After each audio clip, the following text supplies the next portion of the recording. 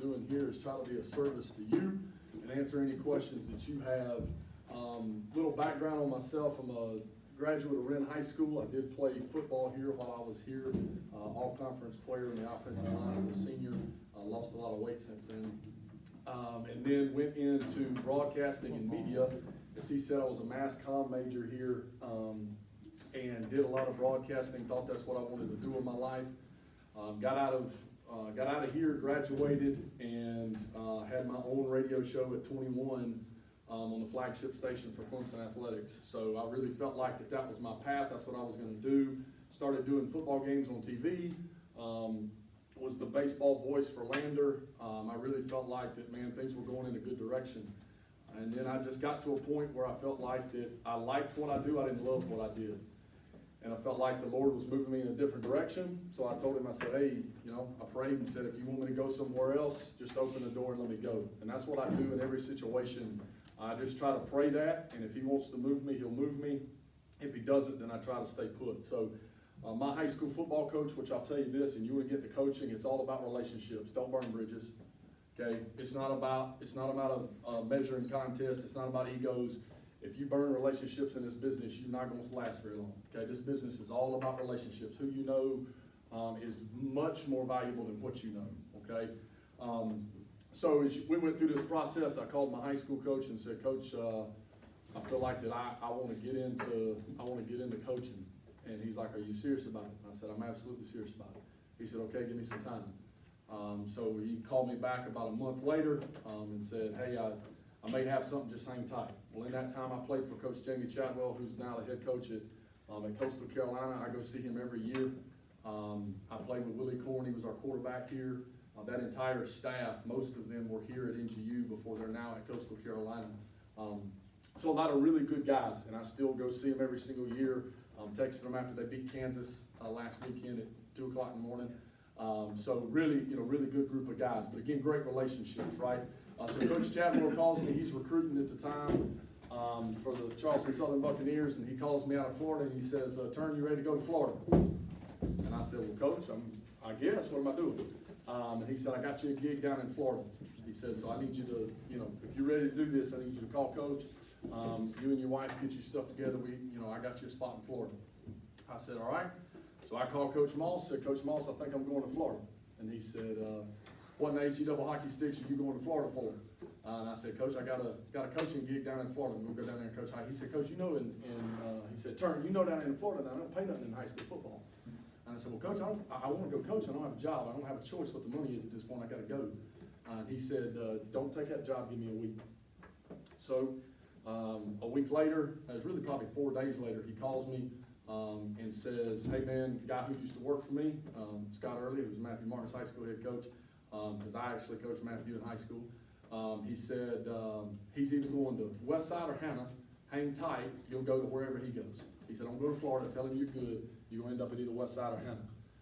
And I said, "Yes, sir." So I called the coach in Florida, said, "Coach, I appreciate the opportunity, but I've got one closer to home. I'd like to be home." So I get a call about 3 days later. I'm going to Westside High School. So I'm fresh out of radio. Never coached down football in my entire life. And I'm the varsity tight ends coach. Spent a little time as a wide receivers coach. Matt laughs because I think I broke Matt's finger or something, chunking the ball at him. But during that time, I learned a lot because everybody knows this. There's some big old fellas in this room, so I'm just guessing there's some OL and DL in this room. It's a different mindset playing in the trenches than it is being out there with all them pretty boys. Okay, them pretty boys out there, they play football a little bit different than we do inside. So it's a physical game. We beat on each other all the time, and nobody ever gives us credit. So we're not ever real concerned about what anybody ever thinks. So transitioning, he was like, "Hey, during spring practice, I need you to coach the receivers." Because our receiver coach was coming back and forth from Darlington. Because see, high school football is different than college, right? You don't get to just pick up and take off. Okay, you still got teaching responsibilities. You got to finish where you are. You got to come. So it's a cluster sometimes when you're trying to transition in between two schools, especially when you're getting into spring practice at the end of the school year when you got exams and all that other stuff. So I learned more about coaching in that first little bit than I ever did. Because I think Matt will tell you, he probably hated my butt. Not probably, I'm pretty guaranteed he hated me, okay, when it first started. But I learned a lot in that experience about how to deal with young men, how to deal with a different position group, because you can get on offensive linemen and you can ride them and ride them and ride them. You can't do that with skilled kids. So you got to coach different positions differently. You have to coach different kids differently. And as a guy who just got after it and didn't care, I enjoyed being screamed at. It was good for me. Some guys like it, some guys don't. I enjoyed it. Butch Berry, who's actually an assistant for the Green Bay Packers now, he was my offensive line coach here when I was a junior. He's worked for the Tampa Bay Bucks. He's now with the Green Bay Packers, which is my favorite team. But I actually met him. You know, what's cool about this business, guys, I'll tell you this as I take a detour here. Coach Berry was here for a year, okay, left after being here for a year, went to Central Michigan, then went to the Tampa Bay Buccaneers, then went to coach at Miami, okay, and now he's with the Green Bay Packers. He was recruiting for the University of Miami, was in the area going to see a kid at Abbeville, and called me and said, hey, Thurn, I want to come by your school, I just want to see you. I know you ain't got nobody that can play for me, I just want to see you. So we went and had dinner. Those are the relationships that'll last you for a lifetime. Because that guy on my reference sheet, okay, my top 3 references are a high school Hall of Famer, okay, Coach Mickey Moss, who was my high school football coach, Coach Jamie Chadwell, who's the head coach at Coastal Carolina, okay, and Butch Berry, okay, who is he's an assistant analyst for the Green Bay Packers. So my reference sheet looks pretty doggone good. Not because I'm special, okay, not because I'm special, but I gave everything I had to Coach Chadwell and Coach Berry. I played my tail off. You'll not find anybody who works harder than I do, okay? And I got the fortunate opportunity to play for a Hall of Famer in high school, okay? So I got a lot of things that were fortunate to me. However, I took the most of my opportunities, okay? So I transitioned that to say to you, when I went to Westside, I spent the first year as a tight ends coach, as an offensive coordinator, as the tight ends coach on the varsity level, and then Coach Early pulled me inside and said, son, I think you're going to be a tremendous head coach one day, but you need to learn how to be one.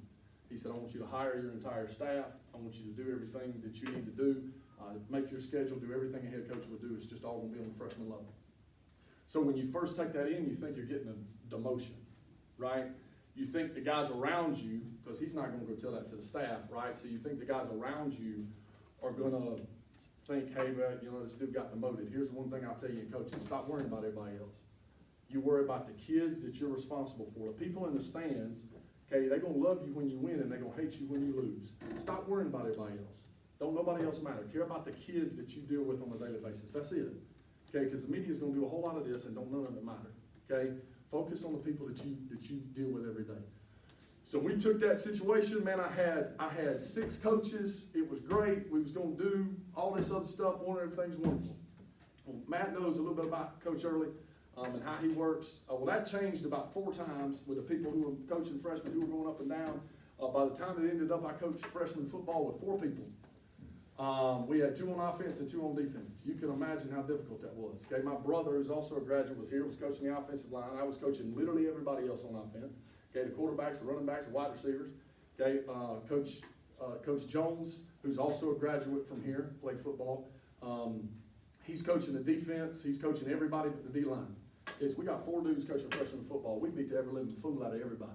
Not because of us. We had some really good football players. Okay, some really good football players. The only game we lost, I think, was Greenwood when we played our freshman team against their JV. It's the only game we lost. Beat Burns, beat the fool out of everybody. Well, in that situation, Coach Early was impressed with that. I'm an offensive lineman coaching a whole bunch of other kids I don't really know anything about.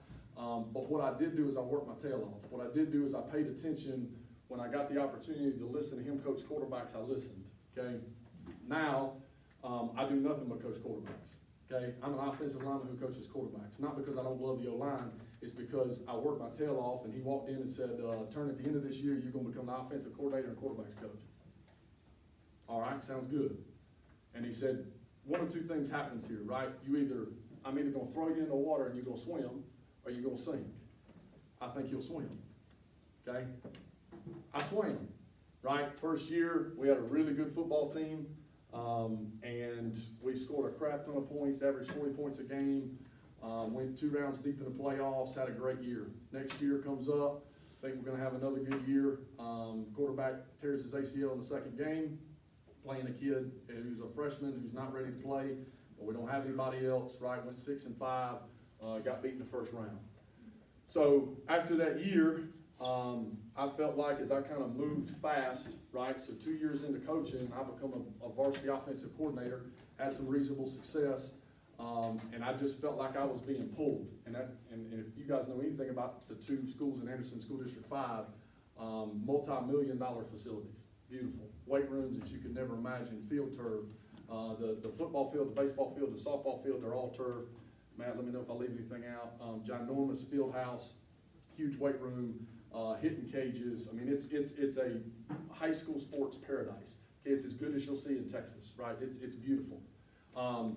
And so from the outside looking in, you're like, hey man, why would you ever leave that, right? Football utopia. I was only teaching 2 classes, like it was, man, in a 4-block schedule, I'm teaching 2 classes. They treated me like royalty, okay? And I just felt like, man, there's something not right here, okay? We're having success, things are going well, there's just something not right. And so I prayed about it and said, Lord, if you need to move me, right? Do what you need to. So I get a phone call, get an opportunity to interview for the head coaching job at Blue Ridge. And as I sat in that interview, I felt like it was a really good place. And I felt like it was an opportunity for me to put my own stamp on what it is I wanted to put a stamp on, and run a program. I learned a lot about culture, how you treat kids, how you build a team, playing for Coach Chadwell. And along the way, guys, you got to always learn what you like and learn what you don't like. Learning what you don't like is just as important as learning what you like.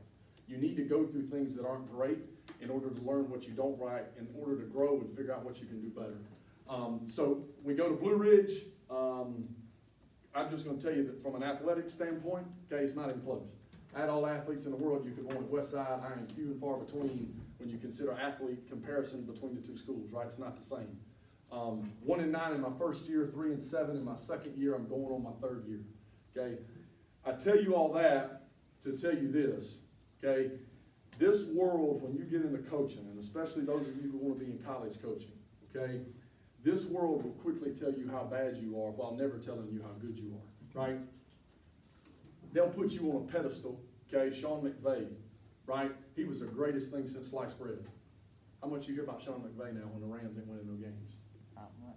Okay, he ain't nearly as smart as he used to be, I guess, right? Okay, I feel that I can hang with any, and I got a confidence that borders on arrogance, okay, and I feel you have to have that, okay? I never try to step on the arrogant side, but I'm always confident, okay? And so what I'm telling you is if I am as confident today after scoring 40 points and winning 11 games as I am after winning 4 in 2 years as a head coach, right? And I say that because I didn't take over the Blue Ridge job and think I was fixing to flip that thing and go 11-1 in the first year. I knew I was in a process, okay? Our slogan is TTP, trust the process, okay? And our process is about building great men, okay? And it's about getting an opportunity to build a program. You can't build a program overnight.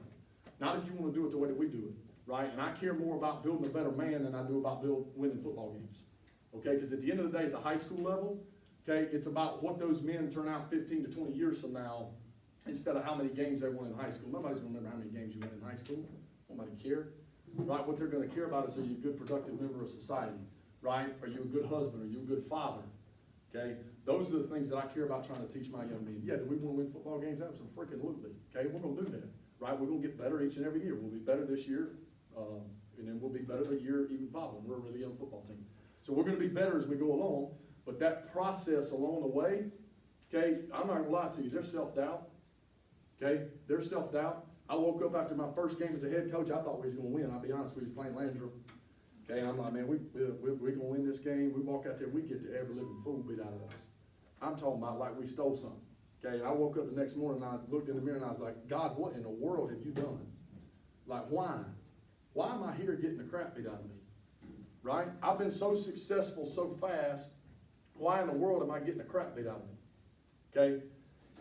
And as I've been through struggle after struggle after struggle of trying to turn around a program that's not really won, right? From weight room, right, to understanding how you practice, to understanding watching film, right, something they didn't know. All the things that you have to lay in place to put a good high school football program together does not just happen overnight. Okay, it happens faster when you have athletes, okay, but it does not happen overnight if you want to sustain success long term, or you could be a flash in the pan. If you want to be a flash in the pan and you want to jump every 2 to 3 years, that's cool. But if you want to put a program together that's got a chance to last, okay, what Alabama and Nick Saban's done, what Dabo Swinney has done at Clemson, right? When you want to put something together that's got a chance to last, you got to trust that process and do it one step at a time. You can't skip any steps. And everybody's process is different. Everybody believes certain things are more important than others, right? But you've got to put that process together along the way in order to put yourself in a position to be successful, okay? So I say all that to say that as you hit adversity, okay, in your career, and there's no doubt, I don't care what sport you coach, okay, or what you do in life, right? If you decide one day to get out of coaching, adversity is going to smack you right in the face, okay? Hello, 2020 coronavirus, right? If you ever get the chance, don't coach in a pandemic, okay? So you're lucky, hopefully we won't hit another one of these things for like 100 years, right? Y'all won't ever have to worry about it, okay? Coaching in a pandemic sucks, right? Playing athletics in a pandemic sucks, right? So there's a lot of things that we're having to deal with now that we're not used to. Adapt and adjust. Maybe you need to sit and complain about it, or you can find a way to get through it. You got one or two choices. So you try to find a way to get through it, but no matter what happens, never lose your confidence. Never stop believing in yourself, okay? Because the moment that you stop believing in yourself and your abilities is the moment that your team stops believing in you. And so I say this, and I'm going to open up for questions to you guys because I want to answer what you want to know instead of telling you what I want to tell you, okay? Is I've experienced a lot of trials in trying to build this program, okay? And I got great kids and great coaches, and I'm excited about where we're headed. I'm excited about playing tonight, okay? Love our guys. As I've experienced those, I've often thought to myself, well, what if, right?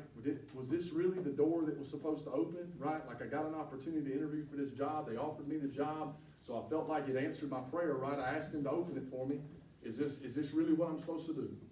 And I actually saw something. I see a lot of dumb stuff on Facebook, but I saw one thing that was actually intelligent, and it was a picture, okay, that says, if you think that you've ruined God's plan for your life, take solace in the fact you're not that powerful. So that has stuck with me throughout this entire process because I went, and Matt will tell you, man, we had a lot of good football teams, okay, but I went to a place where I knew we weren't going to win. I didn't know it was going to be this hard, right? I didn't know that every aspect of that program I was going to have to turn a complete 180, okay? But we're slowly but surely getting there every step of the way. But take solace in the fact that if you'll trust in Him and you'll actually do what He says to do, okay, and go where He says to go, He's always going to take care of you. It don't mean it's going to be perfect because God knows it ain't been perfect, okay? My record as a head coach is 4-16. That sucks, y'all. My record as a coordinator is like freaking 20-4, right?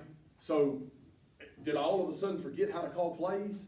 Did I all of a sudden forget how to put scheme together? Was it all the players? Am I an idiot, right? No, I can call plays. Yeah, I can coach ball, right? I ain't lost none of that. I just got to keep building that process as you go along, all right? So that's kind of some of the stuff that I felt like I wanted that the Lord put on my heart to share with you guys. And what I want to do now is hopefully answer some questions for you. I got more to say, but I want to answer the things that you want to know rather than tell you what I want to tell you. So does anybody have any questions before I move on to anything else? Yes, ma'am. So I came from a really losing high school. Mm-hmm. We had the longest losing streak in Minnesota history, 0-41. We didn't win for 4 years. Mm-hmm. And so now that's kind of crazy. So bad.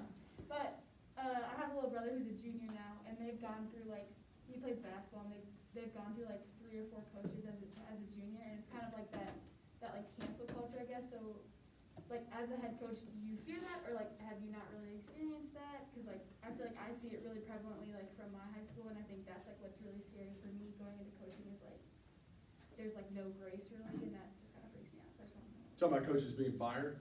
Yeah, What do you mean, like cancel culture? Well, yeah, so even you take a program, so again, basketball team is just absolute trash. They were 2-22 or something. Garbage. And they got a new coach, and he was rebuilding the program, and so they took, they won 2 games, and the next year they won 3 games. And so it's we wanted to develop that program, but they just were yeah, you're not winning, kick them out. And so I think, I guess I'm just asking, have you experienced that, or how do you kind of deal with the cancel culture? So I think that's a great question. I think what you have to do is be honest, okay? I'm the type of person, that when you ask me a question, I'm gonna give you the answer whether you like it or not. So be careful on the question you ask. If you don't really want to answer, I'm not the person you wanna ask. That's just how I operate, okay? So when I took this job, the one great thing is that my school knows that it was gonna be a process, okay? So I told them, this is not gonna be an easy fix, this is gonna be a 5 to 6 year project. And they were like, Coach, we believe the same thing. Perfect, we're on the same page. Now, does that always mean that everybody stays on the same page? No, absolutely not. But what has happened is I think when you put together a process of, as a coach, you can put a mental image together for people, okay, that says, this is what's gonna take place, okay, and this is how it's going to take place. So you have a process, people put out these cliche, like acronyms, right, they're whatever, ours, again, trust the process, and our other one is FEC, right, focus, execution, and consistency, okay, something that we've gotta do better. But they all mean something, they're not just verbiage, okay, so for us, trust the process is a step-by-step plan, and all we ask our kids to do is give us your absolute best every single day. No matter what we ask you to do, trust that it's a part of the process, okay, and just do your best at whatever it is we're asking you to do. If we go skydiving one day, okay, skydive, because it's a part of the process, okay? But what you have to do is when you get there, you have to put belief in people that you're making the right decisions, okay? People have to see your kids fall in love with what they're doing, okay? And so for us, when I took over that program, numbers were limited, okay? Really, if you were a good player, you left and went to another high school. And so what we've tried to do is we've tried to do our best to keep all of our kids here, and thus far we have. My quarterback's already got an offer from Georgia, UNC Charlotte. He's a Division I kid. He's as good as I've ever coached. He's the best quarterback I've ever coached. And I got one that went to Miami, Ohio. So this kid is special, but him being pulled in every direction, guys, there's more recruiting in high school now than there is in college. Okay, you just don't hear about it because it's all behind the scenes. Daddy, mama's calling this person, and grandma calling over here. It's ridiculous. So what you have to do, no matter what, is develop a culture that kids want to be a part of. You have to develop a program that kids want to be a part of, okay? And that's what sticks. That's what eliminates cancel culture. Because when you get outraged parents, okay, and at the high school level, you have to deal with them way more than you do in college, okay? But the ticket is when that kid goes home and says, Mom, you're wrong. Dad, you're wrong. We messed up, and here's why. Okay, creating a culture of accountability, creating a culture where your kids know that you love them. No kid cares how much you know until they know you love them. Okay, and love comes in a myriad of different ways. All right, when everybody sees Clemson and Dabo Swinney on television, right, everybody's like, hey, hug everybody, love everybody, right? Dabo Swinney's the greatest thing since sliced bread. Okay, well, if you're a Tiger fan, you believe that. Okay, if you're a Gamecock fan, you think he's an idiot, right? Or wishes he was with you, right? One of the two. But then you look over at Alabama. Alabama has had more success, okay, than Dabo Swinney, and Nick Saban's a mean cuss, okay? But why are they both successful? Because they love kids, and their kids know it. That's why they're successful.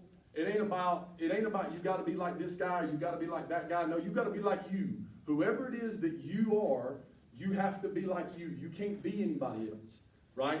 So if you'll love your kids, I don't care what level you're at, if you'll love your kids and your kids know, hey man, if I need something, man, this dude's got my back. That's when you got a chance to be successful as a coach and as a program. And when you get to that point, that's when you got a chance to be successful. Yes, sir. What are some of the challenges that Blue Ridge will have to face since I heard that the field was torn up for? Yeah, so we got new sod put down. I'm an advocate for turf. I lost that battle. But we had our turf has been for a long time needed to be replaced. It looked like if you were on one sideline, and anybody who's ever been, I mean, our high school's not but 15 minutes up the road. If you were on one sideline, you could take, and you looked at the coach on the other, you took a 6'5" guy who became 5'11", couldn't see his knees. Right, you just fell off the side of it was like falling off the side of a cliff, okay, it really was. But so the district came in, leveled it off, or they hired somebody to do so, and then coronavirus hits, right? And it's like, okay, what's gonna happen? Drag their feet. Basically, they put our sod down on July 25th. Well, if you know anything about Tipton 419 Bermuda grass, okay, Bermuda grass needs 95-degree days and 70-degree nights to grow. Okay, well, when they put it down at the end of July, we've not really had a whole lot of 95 since then. and we certainly haven't had 70-degree nights. So that grass did not take. I walked out there literally 2 days ago and pulled up side with 2 fingers. And so I told our AD, I said, I'm not taking my football team out on this field.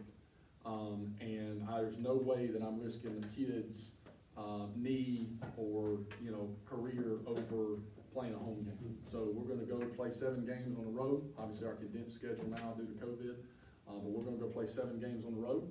The benefit of that is we'll play 9 at home of our 10 next year. Okay, so there's positives to it, right? But our whole idea is our advantage. Okay, our advantage. Now this has worked out right. Sometimes God does things that you don't really see coming, right? So when you look at it, okay, we're going to be a good football team this year. Okay, but I have like 5 seniors that will play for me. Okay, I am a predominantly sophomore and junior football team. I was a freshman and sophomore team last year. I'm a sophomore and junior team this year. So next year I'll play 9 times at home with juniors and seniors. Nice. Right? Thank God. Right? Thank God. Right? So it's worked out for us, and hopefully we take advantage of that opportunity. Okay, but it's worked out for us. But even in that situation, I can either mope and complain, and whatever you do as a leader and as a head coach is exactly what your team will do.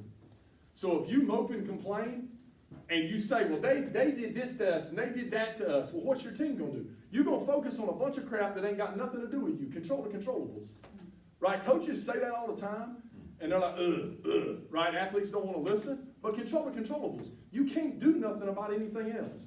I remember being an athlete here, okay, and I came in as a tight end, right? But the good Lord did not bless me with speed, okay? I got hands like Odell Beckham, okay? But I can't run, right? I can't compare somebody like a tortoise, right? I'm just slow, okay? So came in as a tight end, pro style offense, Mike Taylor. So I worked because I was more of a blocker, okay? And I could catch little flat routes and things like that we did in that offense. Coach Chadwell came here, and the first thing he said is, son, I like you, but you got no chance to play tight end. All right, thank you, sir. I'll put on some weight. So I went from 250 pounds to 290 pounds in about 6 months, okay? So I graduated as a 300-pounder, okay, and I weigh about 250 now, but I was a ginormous human being, okay? Now, don't forget, 90% of that was muscle, right? Not fat. 90% of that was muscle. But I'll never forget being a freshman in here after our first football season, and we were sitting in the cafeteria, and they're bringing in recruits, right? They're just shoveling in recruits. And Jarvis Garrett, who was a really good player for us here, he was older than me, but he was our first-string tight end. And he looked at me and said, Thurn, what you looking at? He knew the answer to the question. And he was like looking at all them recruits, right? He's trying to size them up. He said, dog, you can't worry about them. He's like, you got to control you. If you take care of your job, you're the second-string tight end, so if you take care of your job, the job's yours.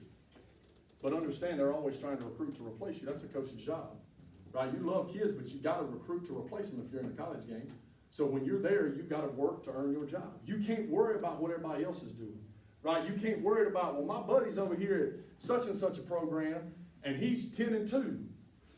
Well, yeah, because everybody he's got is way better than everybody you got. Right? That's easy. Okay, Jimmy's and Joe's. If you equal them up, I'll beat the fool out of anybody. Right? But when the Jimmy's and Joe's ain't equal, you got to figure out a way to make it work. Right?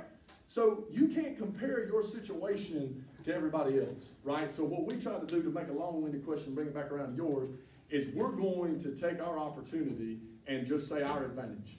Our advantage. We're going to go on the road. We're going to be road warriors, right? We're going to get tremendous experience so that hopefully next year, okay, not only this year if we have to go on the road in the playoffs, okay, but if we get into the playoffs next year and get an opportunity, we have to go on the road. Being on the road ain't no stranger to us, right? We've done it for a long time. We've been in every atmosphere you can be in. So we're going to try to take a positive look at a negative situation instead of dwelling on the crap that we can't handle. Ain't nothing we can do about it. So we just move on and control what we can control. Yes, sir.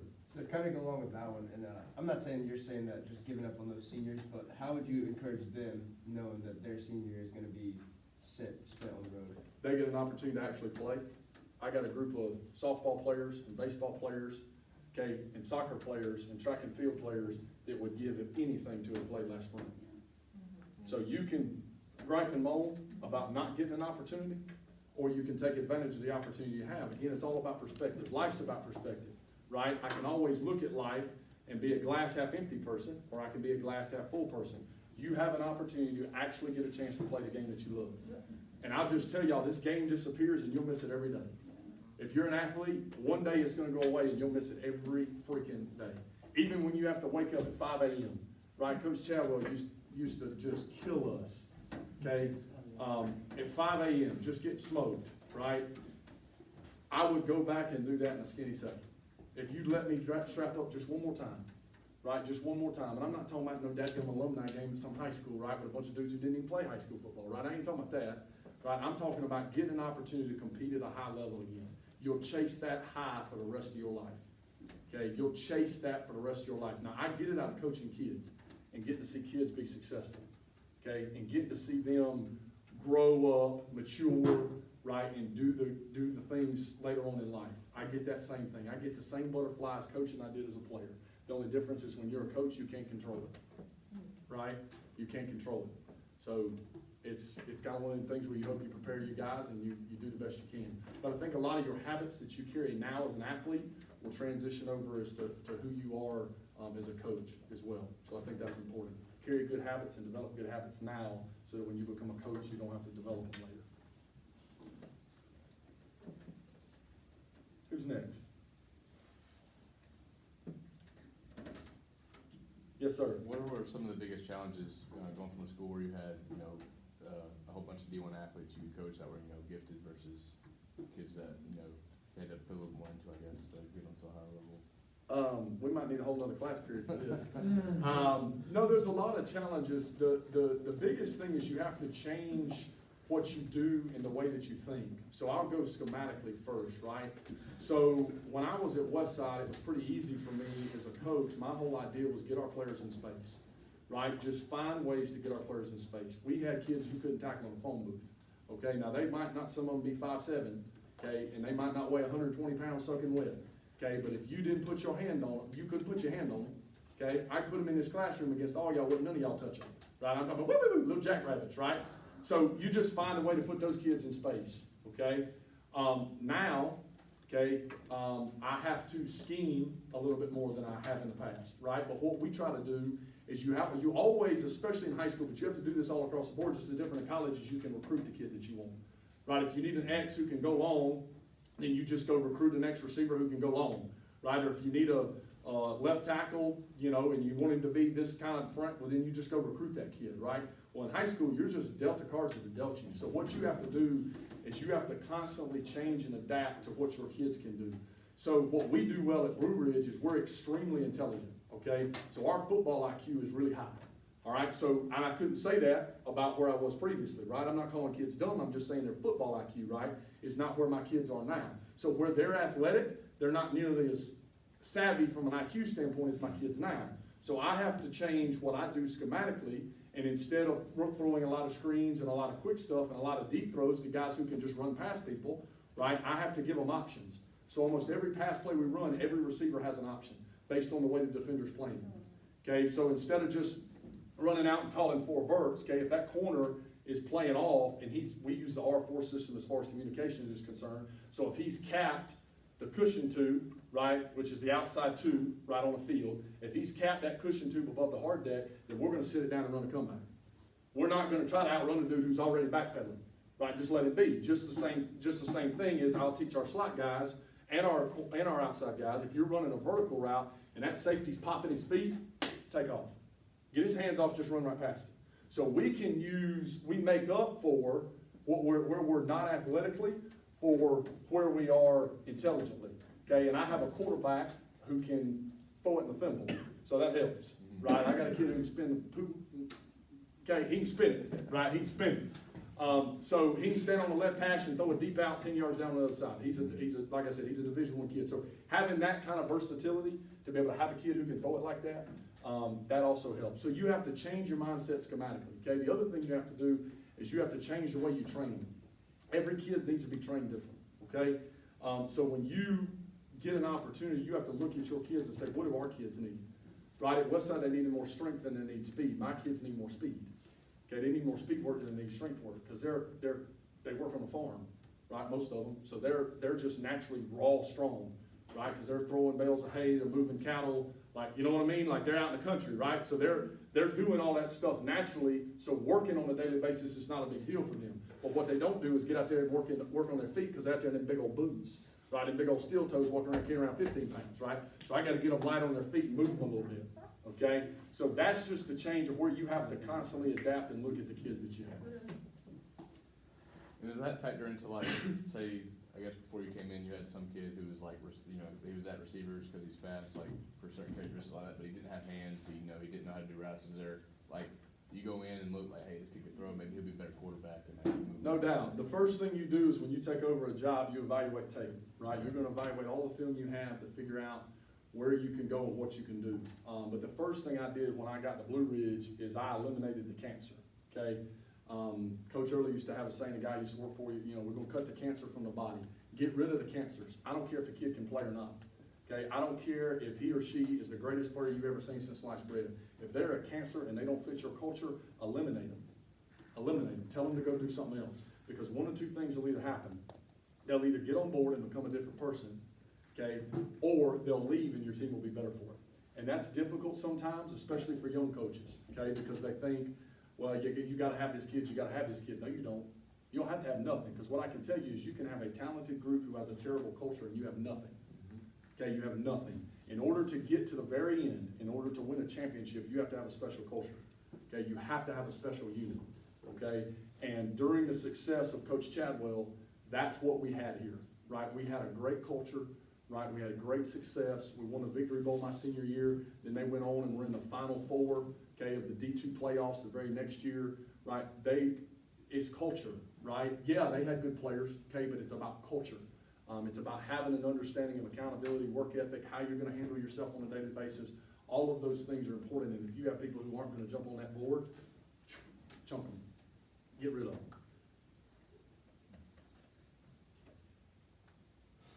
Any other questions? Yeah, Yes, Coach, sir. tell us about selecting assistant coaches. What are Thank you you. looking for in individuals? Maturity, do you like to hire older than you? Do you ever hire young ladies to coach for? I mean, so what is your coaching philosophy? So first off, you need to love kids. Okay, the first question I'm gonna ask you is, why do you coach? If your answer is not good, the interview won't continue. I told you, I keep it real. Okay, if I'm not wasting my time and I'm not wasting yours. If when I ask you, why do you coach? Okay, I literally had a dude come in, coach, I coach because I feel like I have a lot of knowledge to share with people. I feel like I can innovate this game. Get out of my office, sir, have a great day. Right, you're just not gonna work for me. Okay, you can teach all kind of people ball, right? You can teach anybody ball, right? That don't matter. People can learn ball. You teach me ball, you teach anybody ball, okay? But that's first, love kids. Second, be a constant learner. The moment that you think that you figure it all out is the moment that everybody else is passing you by. Constantly learn, constantly try to get better. Okay, even if we average 6.5 yards a carry in the inside zone, okay? But we couldn't run anything else worth a poop. Okay, so what did I do? I figured out how to go run everything else better. What are we doing, right? Went to North Carolina Central, Coach Teasley, tremendous football coach, been with the Baltimore Ravens, but got to know him through recruiting, right? Spent a whole day with him. Coach, teach me everything you know about running the outside zone, right? Teach me everything you know. How did Jim Harbaugh with the Baltimore Ravens, how do they run the outside zone? Teach me, right? So going to find opportunities to go learn, go do it.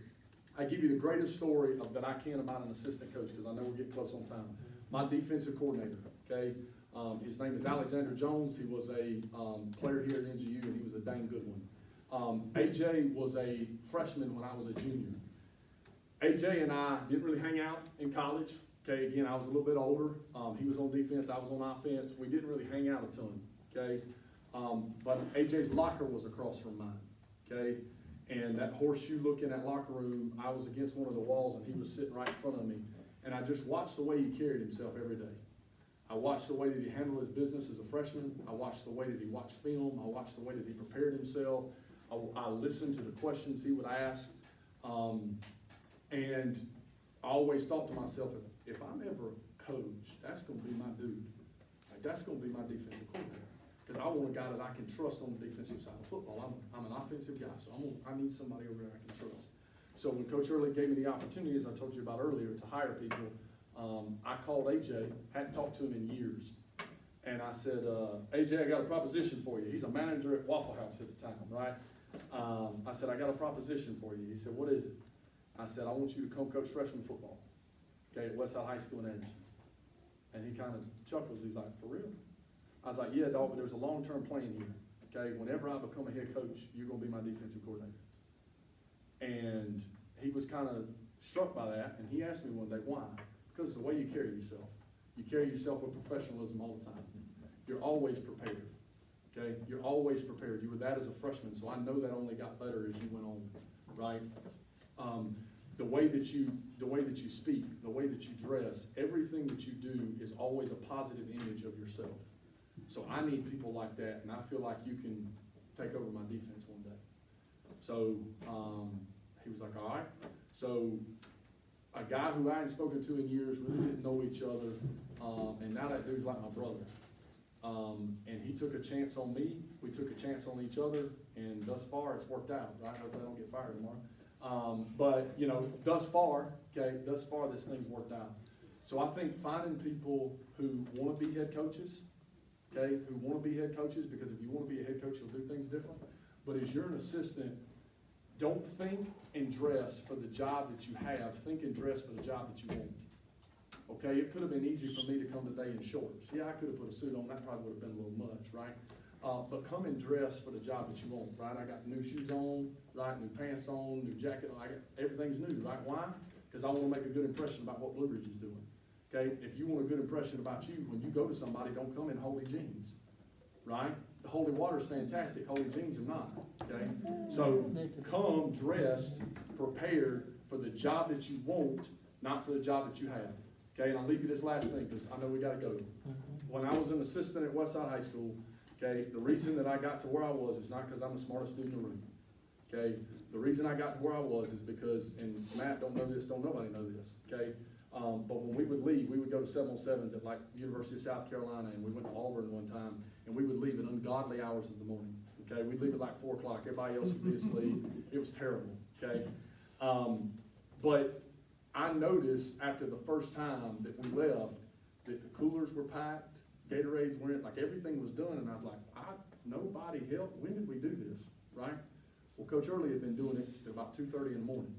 So the next time we left, I showed up. I didn't tell him, he didn't tell me, I just showed up, okay? And from that point on, I always looked for what might he need to get done that I can do to take something off of his plate. Being a great assistant is how you become a great head coach, right? Worrying about yourself all the doggone time is not how you become a great head coach. How you become a great head coach is worrying about the people that you work with and work for, so that one day those people will then turn around and follow you in a place of leadership, okay? You can either be transactional or transformational as a leader. When you do things that are transformational, that's when you got a chance to really lead, right, and really put people together.